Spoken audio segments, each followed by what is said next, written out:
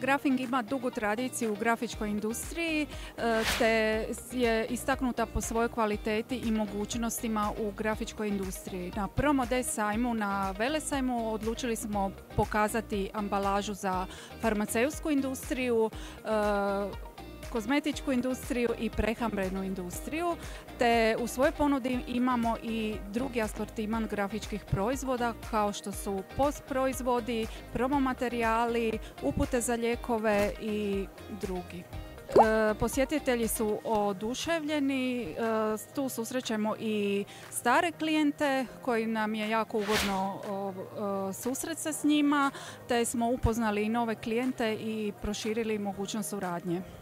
Mi imamo jako veliki roster mogućnosti u našoj kompaniji zato što naša proizvodnja obuhvaća i offset produkciju, veliki digitalac i mali digitalni strojevi, te smo u mogućnosti ostvariti produkciju od malih proizvoda, promotivnih do velikih plakata i roll-upova i drugih sličnih proizvoda.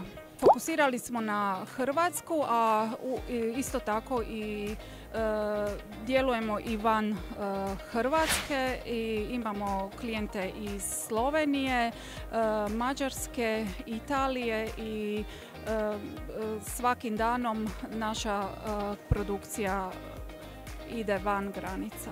Pa mislim da je ovo jedna izuzetna prilika da se mi kolege međusobno povežemo, a ujedno i naše klijente i buduće klijente